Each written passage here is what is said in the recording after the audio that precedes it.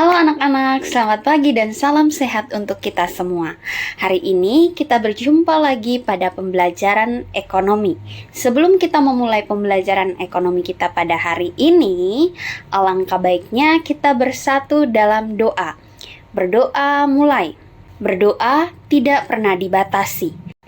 Pada layar anak-anak sudah terdapat satu gambar yang menunjukkan aktivitas pembelian dan penjualan kain di pasar, di mana dalam gambar ini kita bisa menemukan atau bisa amati bahwa terdapat pembeli dan penjual. Nah, anak-anak, tahukah Ananda, menjelang hari raya, suasana pasar itu jauh lebih ramai dari biasanya. Banyak orang datang untuk membeli kain tenun yang akan digunakan saat hari raya Natal maupun Tahun Baru. Orang-orang ingin tampil rapi sekaligus menunjukkan identitas budaya kita melalui penggunaan kain tenun NTT. Dan sebagai makhluk ekonomi atau homo economicus, kita selalu berupaya memenuhi segala kebutuhan dan mempertahankan keberlangsungan hidup kita. Salah satunya dengan cara apa? Salah satunya dengan melakukan pembelian maupun penjualan terhadap barang maupun jasa. Nah, teman-teman bisa amati pada gambar ini ada pembeli, kemudian ada penjual. Pertanyaannya, dari gambar ini, kira-kira apakah kejadian di samping pernah Ananda alami atau Ananda amati dalam kehidupan sehari-hari? Ya, betul sekali ya. Kita pernah mengamati, kita pernah mengalami kondisi ini dalam kehidupan sehari-hari, di mana ketika kita pergi ke tempat berbelanja, misalnya ke pasar, ke mall, kita akan menemukan adanya penjual dan pembeli yang sedang melakukan transaksi jual beli pada suatu barang maupun jasa. Selanjutnya, menurut Ananda, apakah aktivitas yang dilakukan ini disebut apa dalam ilmu ekonomi? Ya, betul sekali ya. Aktivitas yang sedang dilakukan ini disebut permintaan maupun penawaran. Namun, pada materi hari ini, kita akan membahas terlebih dahulu permintaan. Baik, selanjutnya kita masuk pada materinya, yaitu materi permintaan. Bersama saya, Ibu Melania Rostike Garung. Setelah kita mempelajari materi permintaan ini, diharapkan Ananda dapat yang pertama menjelaskan konsep permintaan dengan benar. Yang kedua, Ananda dapat menjelaskan hukum permintaan dalam kehidupan ekonomi sehari-hari. Yang ketiga, Ananda mampu mengidentifikasi faktor-faktor yang mempengaruhi permintaan. Yang keempat, Ananda mampu membedakan jenis-jenis permintaan secara cermat. Yang kelima, Ananda mampu menghitung fungsi permintaan berdasarkan data yang tersedia dengan teliti. Yang keenam, Ananda mampu menggambarkan kurva permintaan secara jelas. Dan yang terakhir, Ananda mampu menganalisis permasalahan-permasalahan sederhana yang berkaitan dengan permintaan. Selanjutnya kita akan masuk pada subtopik pertama, yaitu pengertian permintaan.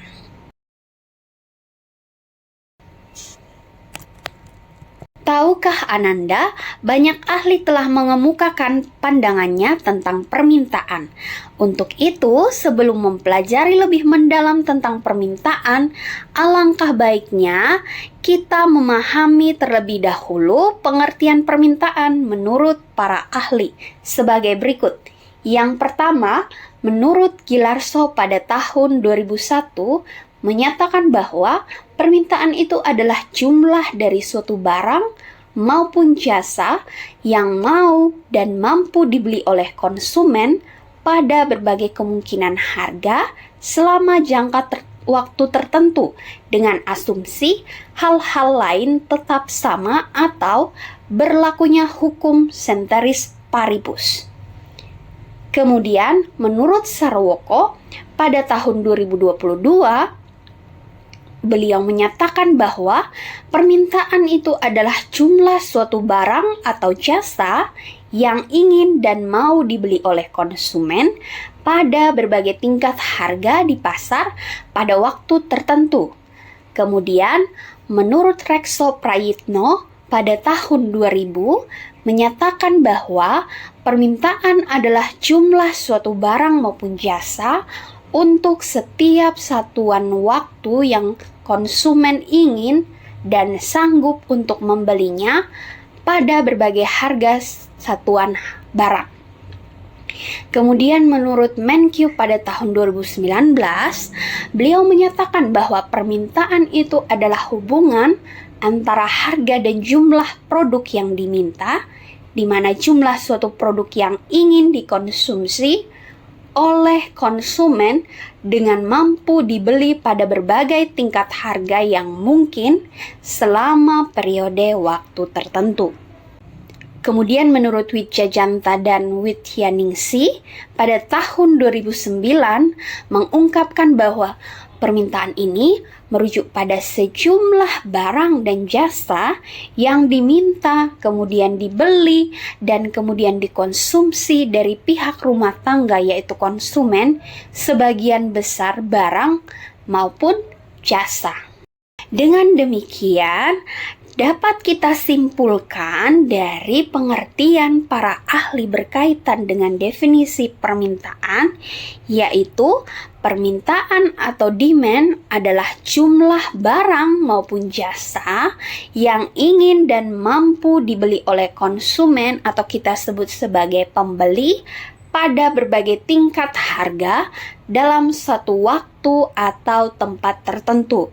Misalnya kita ingin membeli dompet pada suatu waktu, misal waktunya siang, pagi, atau sebagainya, pada tempat tertentu, misalnya di mall atau di marketplace atau di pasar atau di tempat sebagainya, dan kita memiliki uang dan keinginan untuk membeli dompet tersebut.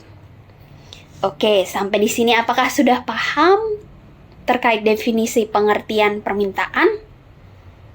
Baik, kalau sudah paham, kita lanjut ya.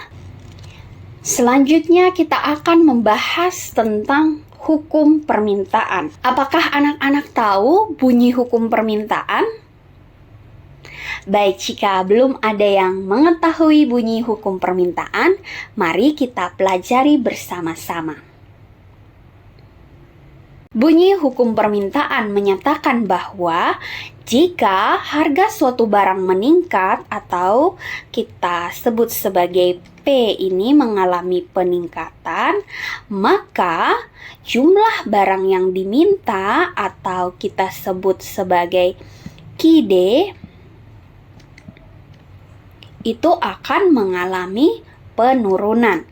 Sebaliknya, ketika harga suatu barang itu atau P itu mengalami penurunan, maka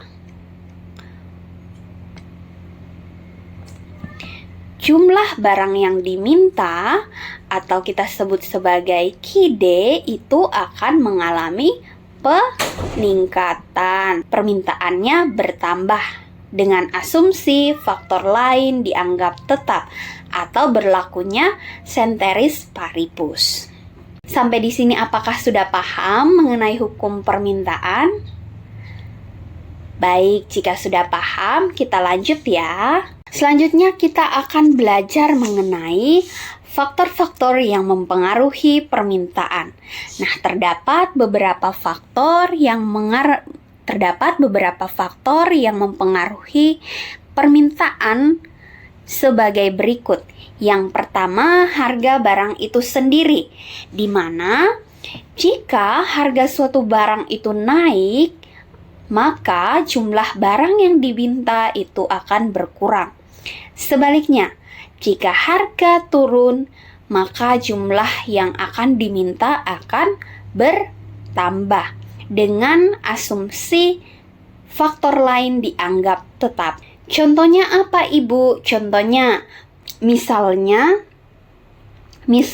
sebelum gagal panen, teman-teman membeli 1 kilogram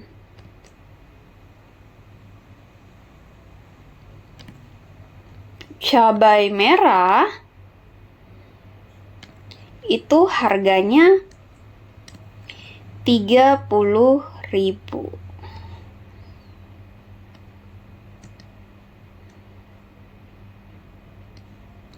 Kemudian setelah ada kegagalan panen cabai merah pada petani, maka 1 kilogram cabai merah ini mengalami peningkatan.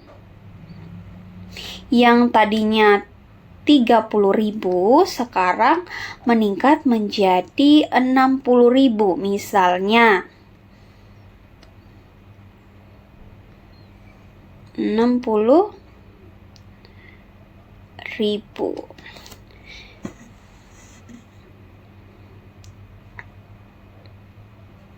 Dengan demikian, anak-anak tetap masih bisa membeli cabai merah, tetapi mengurangi permintaan atau mengurangi konsumsi pada cabai merah tersebut. Misalnya, anak-anak hanya membeli setengah kilogram cabai merah seharga tetap 30.000. Selanjutnya, faktor pendapatan konsumen, di mana ketika pendapatan konsumen mengalami peningkatan, maka daya beli konsumen untuk mengkonsumsi suatu barang maupun jasa akan mengalami peningkatan juga. Namun, pada barang inferior atau barang KW, barang tiruan, barang bekas, dengan kenaikan pendapatan kita akan justru menurunkan permintaannya. Mengapa demikian? Mari kita simak contoh berikut ini. Misalnya pendapatan teman-teman 500.000 dalam sebulan. Nah, ketika pendapatan teman-teman 500.000 dalam sebulan, teman-teman pastinya akan memperhitungkan pos-pos mana saja yang harus disisihkan uangnya. Nah, ketika pendapatan teman-teman 500.000, mungkin teman-teman memikirkan, untuk membeli pakaian, untuk mengurangi pengeluaran saya lebih baik membeli pakaian impor atau pakaian RB, di mana pakaian itu masih layak digunakan. Namun, ketika teman-teman memiliki peningkatan pendapatan, misalnya dari 500.000 menjadi 2 juta, teman-teman pastinya akan meningkatkan permintaan terhadap barang, di mana tidak lagi membeli barang bekas atau barang KW atau barang thrifting, tetapi teman-teman sudah memikirkan bahwa dari pendapatan saya ini sepertinya cukup untuk saya membeli pakaian baru yang sesuai dengan keinginan saya. Selanjutnya, kita akan melihat selera masyarakat yang menjadi salah satu faktor yang mempengaruhi permintaan.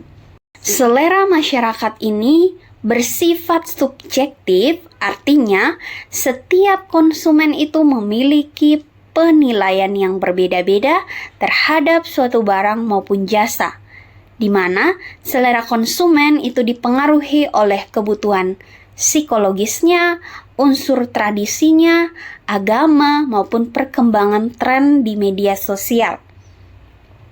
Ketika selera konsumen ini mengalami peningkatan terhadap suatu barang maupun jasa, maka permintaan akan meningkat.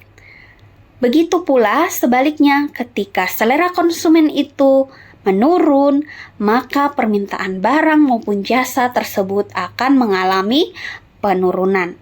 Contohnya apa, Ibu? Contohnya, misalnya tren produk wastra lokal, yaitu kain tenun NTT, di mana kita tahu anak-anak di sekitar kita banyak sekali mama-mama, kakak-kakak, maupun penenun dan pengrajin kain tenun NTT.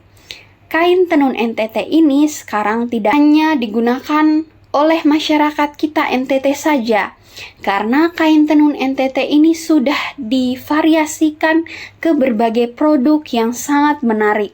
Misalnya menjadi dress, menjadi gaun, menjadi outer, kemudian menjadi aksesoris-aksesoris yang beragam, yang menarik perhatian tidak hanya masyarakat lokal atau masyarakat dari luar pulau, tetapi jangkauannya itu sudah menarik perhatian masyarakat-masyarakat luar negeri. Nah, ketertarikan konsumen terhadap produk lokal kita ini, yaitu kain NTT ini, dengan selera mereka yang ingin menampilkan budaya NTT, ini akan meningkatkan permintaan terhadap kain tenun NTT semakin meningkat. Seperti itu, teman-teman.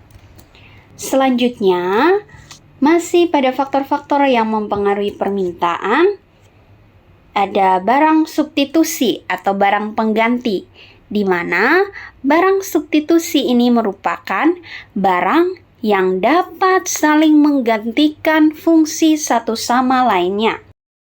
Contohnya apa, Ibu? Contohnya, ketika gas LPG ini mengalami harga yang meningkat, maka kita bisa mengganti menggunakan, mungkin memasak menggunakan kompor atau menggunakan kayu bakar. Kemudian contoh lain, ketika harga tempe itu melambung tinggi, maka kita bisa menggantikan tempe dengan kita misal membeli tahu yang jauh lebih murah dibandingkan dengan tempe.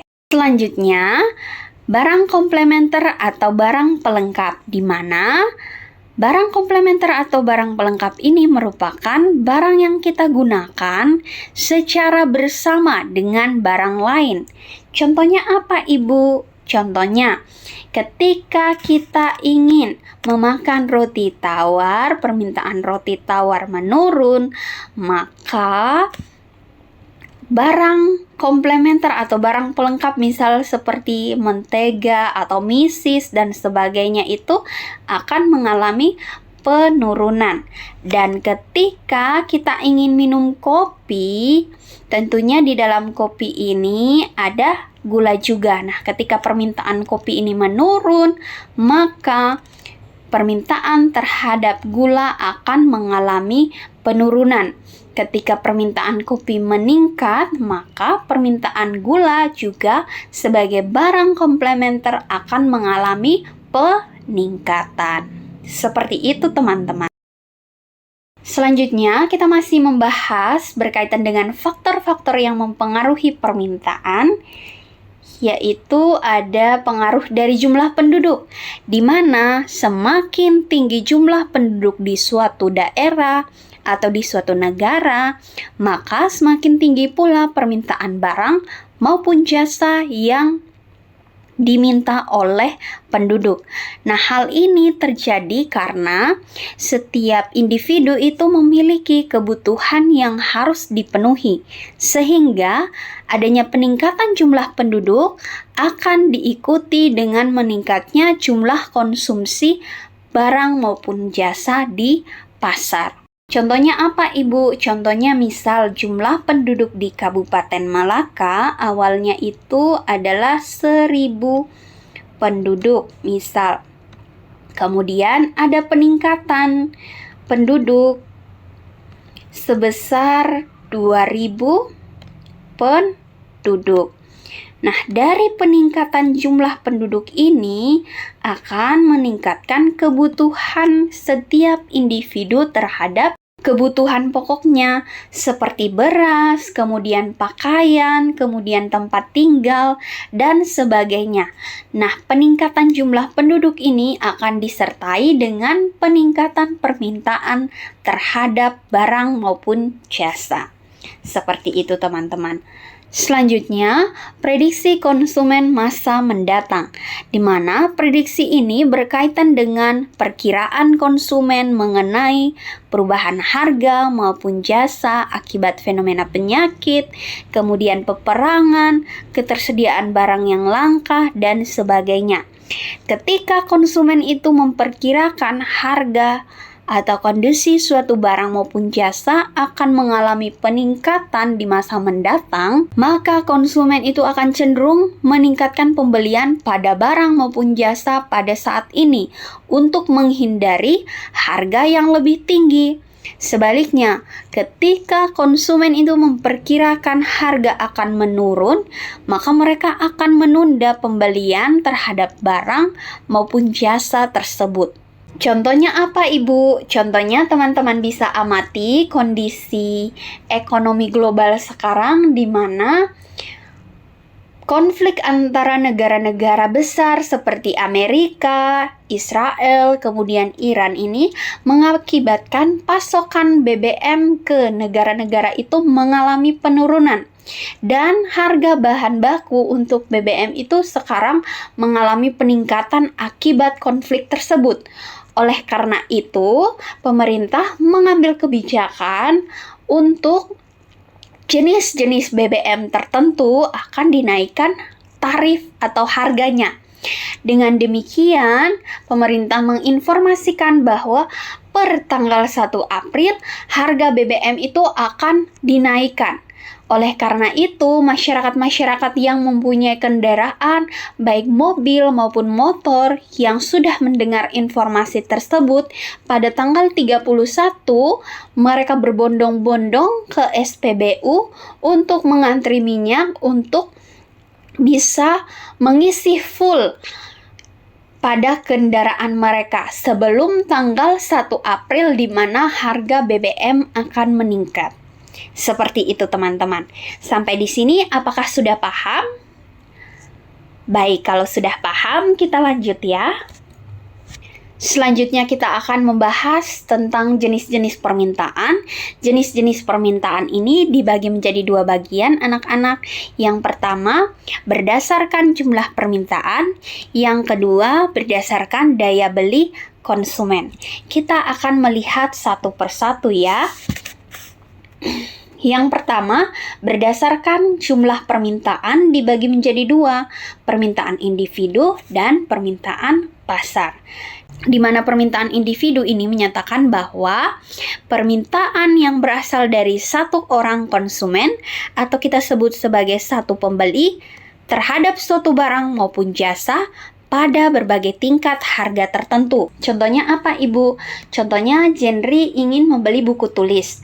Nah, ketika dia pergi ke toko buku, dia mengeluarkan uangnya 5.000, ternyata buku tulis yang dia dapatkan yaitu 2 buku, di mana kita bisa mengetahui bahwa berarti harga satu buku tulis itu sebesar 2.500.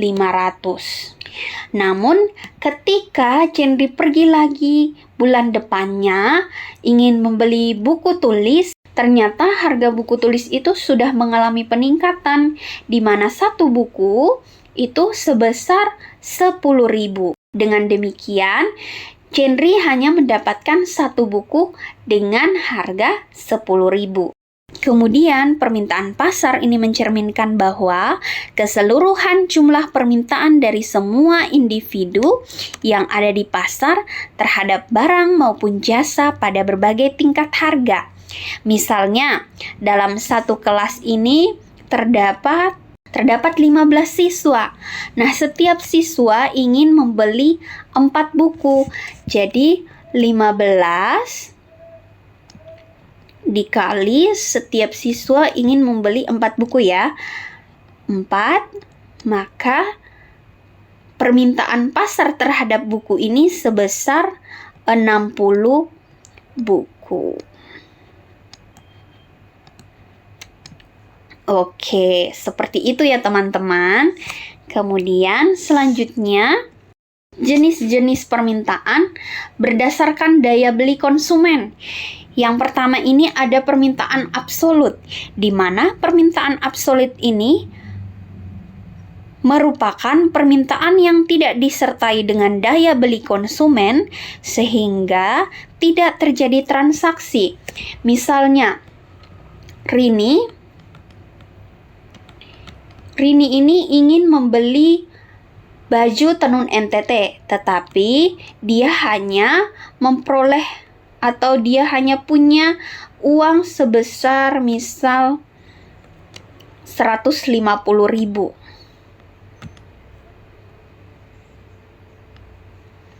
Nah, sedangkan saat dia mengecek di marketplace, harga baju tenun, satu baju tenun itu seharga misalnya 250.000.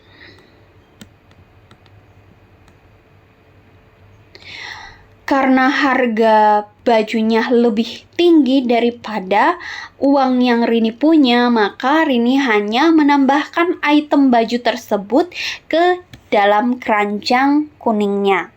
Kemudian, permintaan potensial itu merupakan permintaan yang disertai dengan kemampuan konsumen untuk membeli, namun belum direalisasikan dalam bentuk pembelian. Contohnya bagaimana, Ibu? Contohnya, Rini ini kembali ke marketplace, kemudian dia mencoba mencari lagi toko yang menjual baju tenun sesuai dengan budget dia, yaitu 150.000 tadi. Nah, setelah Rini mengecek lebih mendalam, ternyata ada satu toko yang harganya itu sesuai dengan budget Rini ini, 150 ini. Namun, informasi dari tokoh tersebut pada tanggal 1 Juni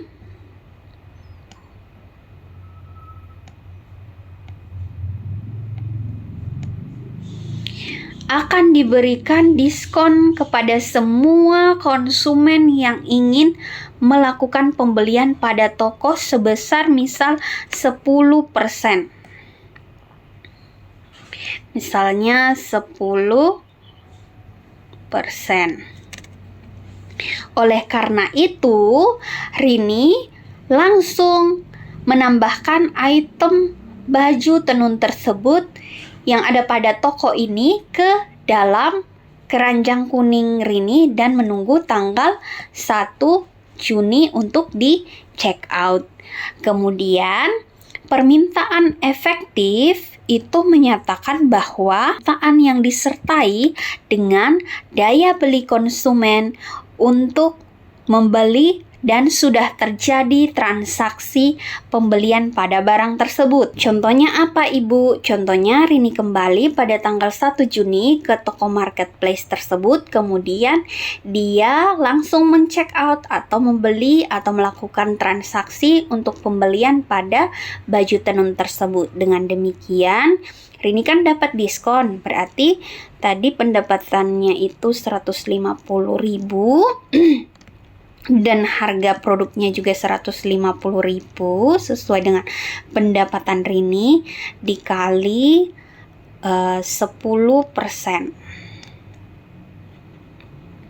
sama dengan 150 dikali 10/100, berarti Rini mendapatkan diskon sebesar 15.000 ya. Dengan demikian, kita bisa kurangi 150.000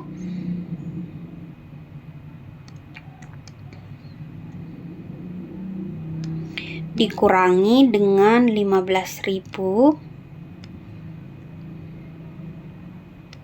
maka Rini hanya membayar sebesar 135.000 rupiah untuk membeli baju tenun tersebut. Seperti itu ya teman-teman. Sampai di sini apakah teman-teman sudah bisa membedakan jenis-jenis permintaan?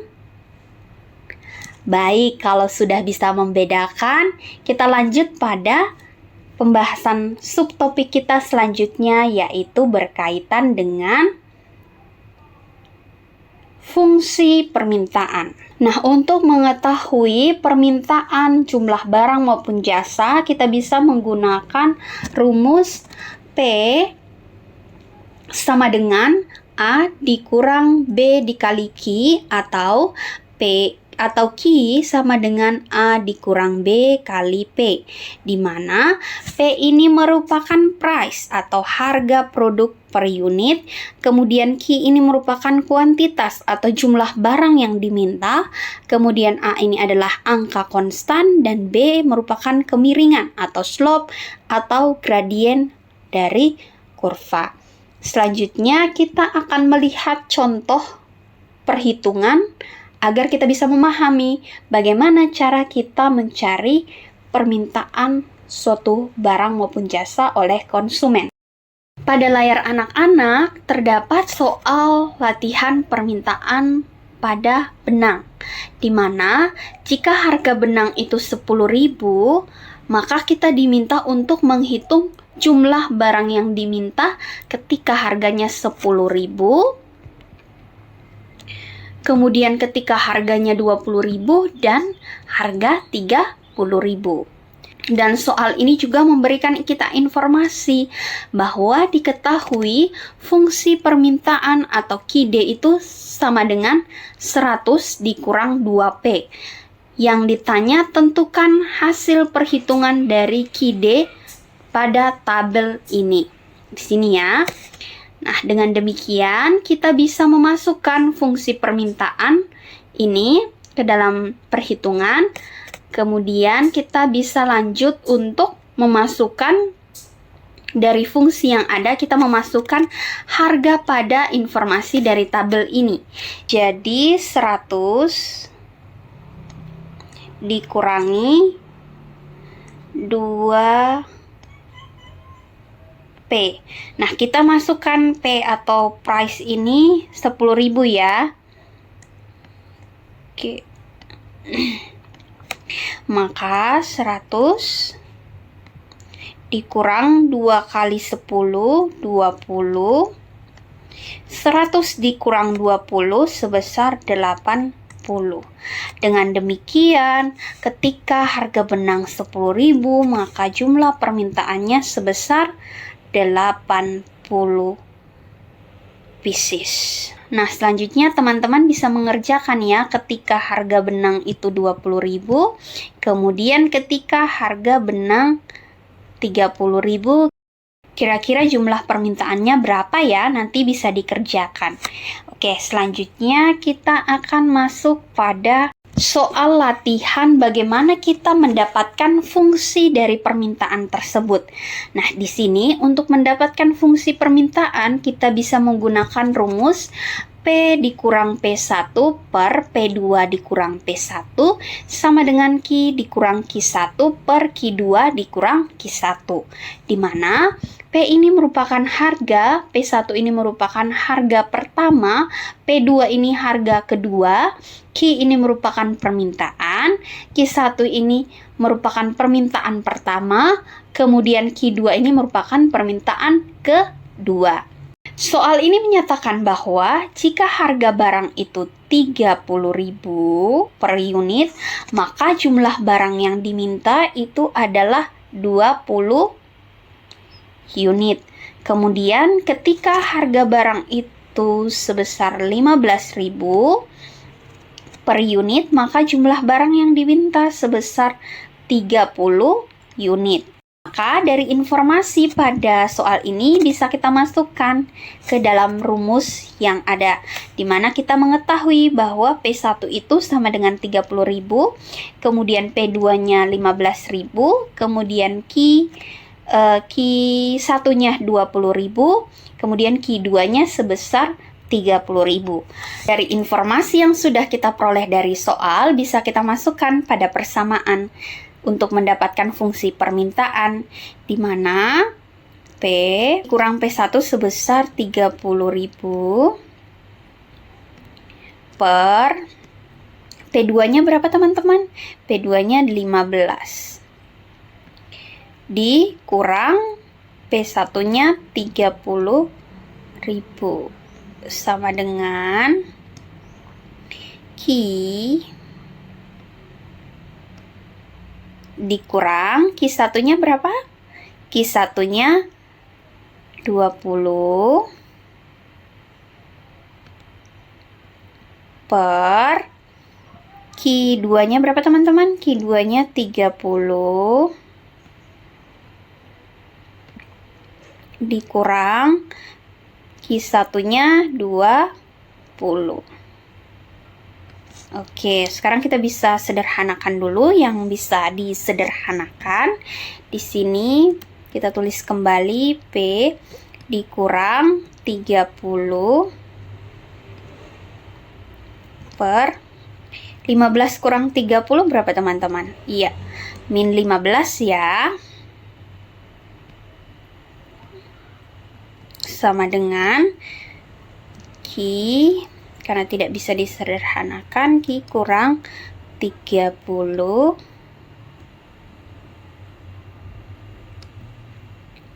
per 30 dikurang 20 berapa teman-teman?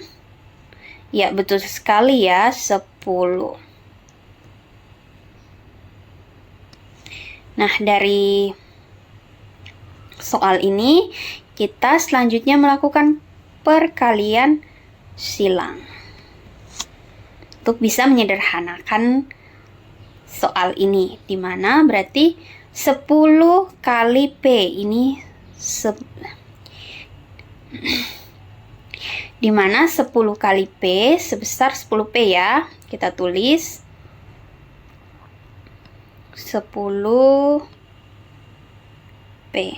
Kemudian 10 kali min 30 ini min 300.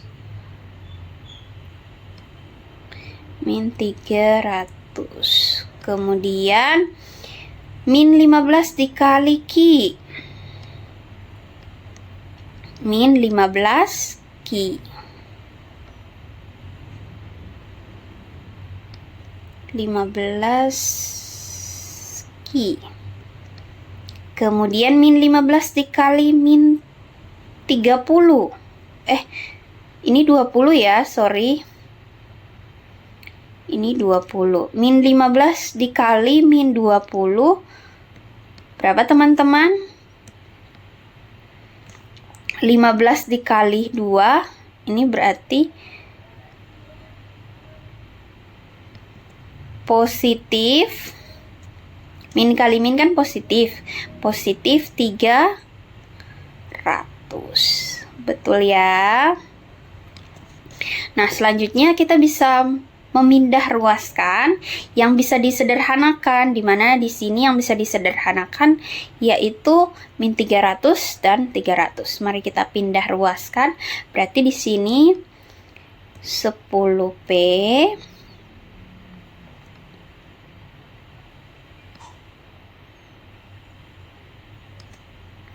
sama dengan ini min 15 Q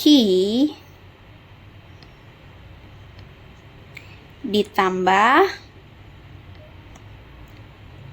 300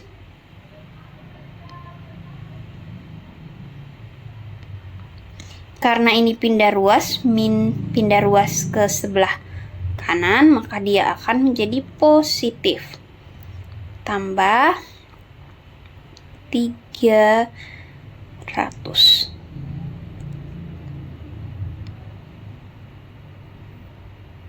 Tambah 300. Oke. Tambah 300, kemudian ini kita bisa sederhanakan 10P itu sama dengan ini min ya, min 15 Q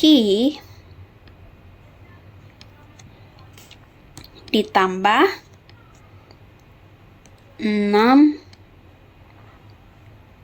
600 karena 300 ditambah 300 sama dengan 600. Ingat baik-baik ya teman-teman, 10P sama dengan 15Q ditambah 600. Kita beralih ke slide berikutnya untuk bisa melanjutkan perhitungan.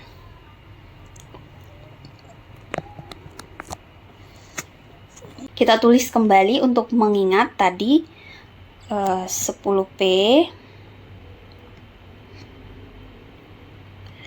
10P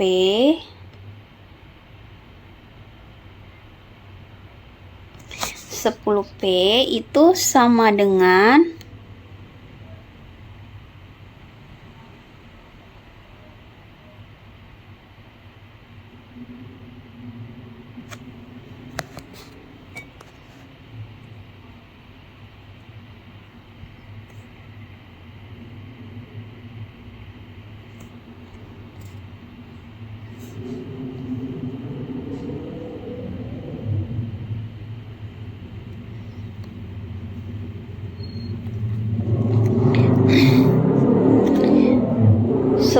P sama dengan min 15Q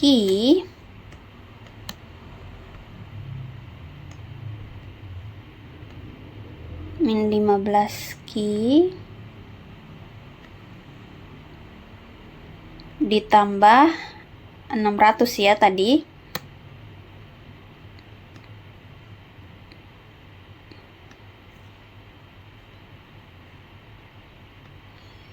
Tambah 600.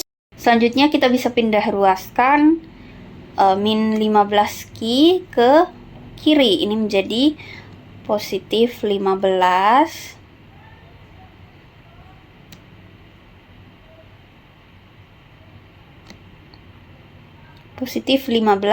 Q ya, sama dengan 600 dikurang 10P. Kenapa minus? Karena dipindah ruaskan ya, dari positif ke negatif, positif ke dari kiri ke kanan, maka ini menjadi 10 min 10P. Kemudian kita bisa sederhanakan 15 bahagi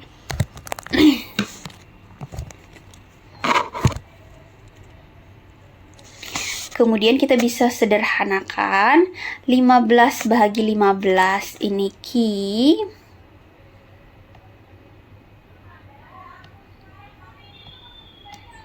sama dengan 600 bahagi 15 ini sama dengan 40. Kemudian min 10P bahagi 15 sama dengan 0,6. 0,6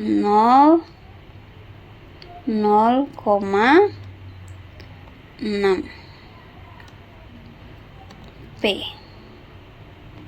Nah, dengan demikian kita bisa mendapatkan untuk fungsi permintaan dari soal, yaitu QD sama dengan 40 dikurang 0,6 P. Ini ya teman-teman. Ya, begitu ya untuk mencari fungsi permintaan maupun mencari fungsi penawaran nantinya. Nah, selanjutnya kita akan membahas tentang kurva permintaan, di mana kurva permintaan atau demand curve ini merupakan kurva yang menggambarkan hubungan antara kuantitas atau kita sebut sebagai jumlah, ini kuantitasnya, ini misalnya QD-nya, dan harganya, ini P-nya. Nah, dari kurva ini merupakan jawaban dari soal pertama, soal latihan pertama yang kita kerjakan, di mana ketika harga suatu benang itu 10.000, maka permintaannya adalah 80 dan sebagainya. Nanti teman-teman bisa menghitung untuk harga 20, 30. Walaupun di sini dalam kurva ini sudah bisa kita ketahui, tetapi teman-teman bisa berlatih untuk mencoba menyelesaikan soal pada tabel 1 tadi ya.